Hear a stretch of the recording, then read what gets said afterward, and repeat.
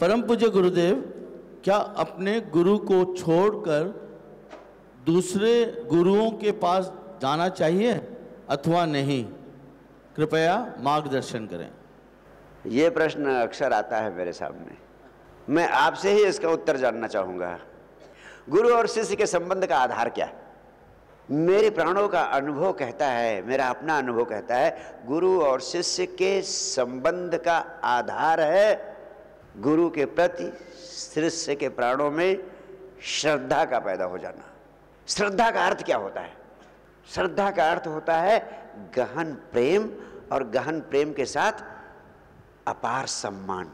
प्रेम और सम्मान को जब मिला देते हैं तब श्रद्धा बनती है। यानी प्रेम के संबंध भी जो आपके होते हैं आम जगत में, उससे भी थोड़ा ऊपर का संबंध हो गया कि गहन प्रेम भी है लेकिन उसके साथ अपार सम्मान का भाव भी जुड़ गया है।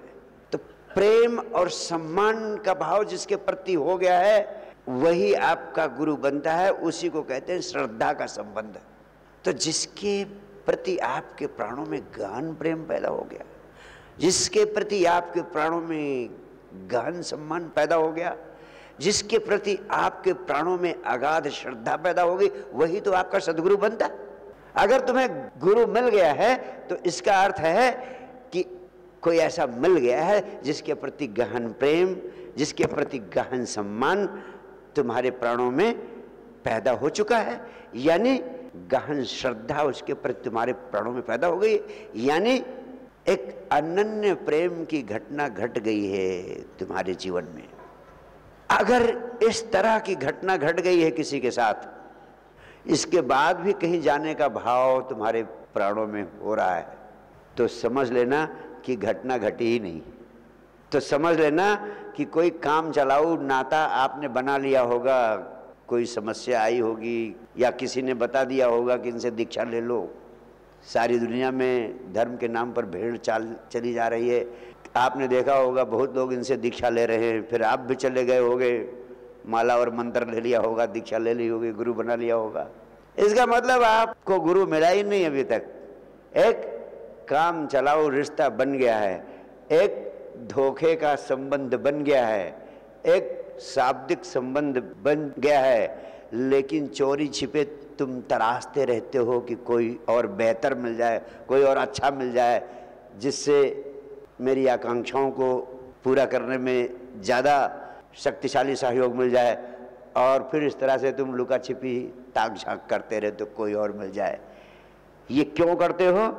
क्योंकि गहन प्रेम तुम्हारे हृदय में अभी उसके प्रति पैदा नहीं हुआ, गहन सम्मान तुम्हारे प्राणों में उसके प्रति पैदा नहीं हुआ, यानी श्रद्धा की घटना घटी नहीं, यानी अनन्य प्रेम की घटना तो घटी ही नहीं।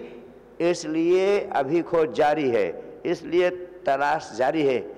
ये आने जाने की बेचैनी अगर हो रही है तुम्हारे प्राणों में कि दूसरी जगह जाएं आएं, कि आना जाना जारी रखें इधर उधर या आना जारी न रखें इधर उधर, अगर इस तरह की बेचैनी पैदा हो रही, इसका मतलब तुम्हें गुरु अभी तक मिला ही नहीं।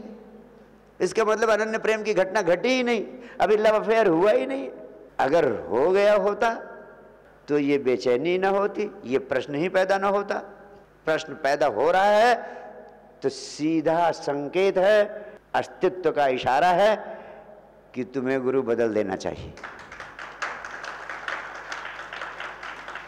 और जहां तुम्हारे हृदय में प्रेम का संगीत पैदा हो जाए, प्राणों में सम्मान का भाव पैदा हो जाए, बुद्धि का उपयोग किए बिना, वहां उसके हाथों में अपने को छोड़ने का निर्णय ले लेना चाहिए। मुझे ऐसा ही हुआ था। मैं भी बहुत सारे गुरुओं के पास जाता रहा, और जब तक ऐसी घटना ना घटे तब तक खूब जाओ।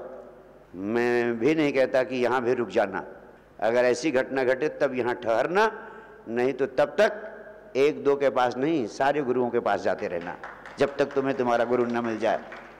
अगर ऐसी घटना घट गई मेरे साथ तो यहीं ठहर जाना, फिर जाने का भाव अपने आप प्रश्न ही नहीं होगा, उसमें मेरे मार्गदर्शन की ज़रूरत ही नहीं।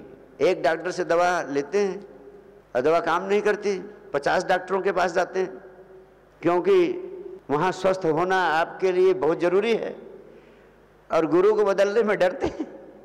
क्यों? क्योंकि अध्यात्म की उतनी बड़ी प्यास नहीं है जितना कि स्वस्थ होने की प्यास रहती है तुम्हें। अगर अध्यात्म की प्यास होगी वैसे ही तो एक नहीं 1000 डॉक्टर बदलोगे। मैं तो कहता हूं अगर तुम्हें तृप्ति ना मिले तो तुम बदलने में बिल्कुल संकोच मत करना। मुझे भी बदलना पड़े मुझे भी बदल देना। यस, ये धोखे का धंधा नहीं, धोखे के धर्म को विदा करने के लिए ही साइंस डिवाइन मूवमेंट चला रहा हूं पूरी पृथ्वी पर। अध्यात्म में सारे धोखेबाजी को खत्म करना चाहता हूं और इसका निर्णय तुम्हारे हृदय से होना चाहिए, तुम्हारे विवेक से होना चाहिए, कोई दूसरा तुम्हारा गाइड नहीं होना चाहिए। बहुत बहुत प्यार।